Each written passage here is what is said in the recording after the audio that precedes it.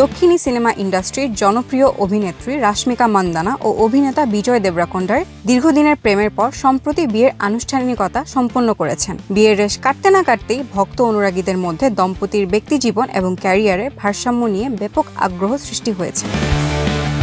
সম্প্রতি রাজস্থানের উদয়পুরে জমকালো আয়োজনের মধ্যে 7 পাকে বাধা পড়ার পর রাশমিকা মা হওয়ার ইচ্ছা প্রকাশ করেছেন। এক্সট্রিম মশার কয়েল প্ল্যান্ট ফাইবার দিয়ে তৈরি, ডেঙ্গু চিকুনগুনিয়া বাহি সহ যে কোনো মশার বিরুদ্ধে দেয় এক্সট্রিম সুরক্ষা। তিনি জানিয়েছেন, সংসার ও সন্তান নিয়ে তিনি এখন থেকেই স্বপ্ন দেখছেন এবং মাতৃত্বকে জীবনে একটি গুরুত্বপূর্ণ অংশ হিসেবে দেখেন।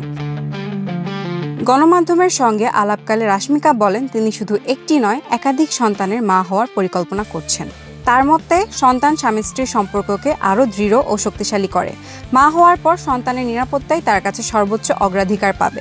রাশমিকা আরও জানিয়েছেন, বিনোদন জগতে কাজের কোনো নির্দিষ্ট সময়সূচি থাকলেও মা হওয়ার পর সন্তানের জন্য সমস্ত পরিকল্পনা তার প্রধান অগ্রাধিকার হবে। সন্তানের সুন্দর ভবিষ্যতের জন্য যে কোনো ত্যাগ স্বীকার করতে তিনি প্রস্তুত, এমনকি প্রয়োজনে পেশাগত জীবনে সাময়িক বিরতি নিতেও পারেন।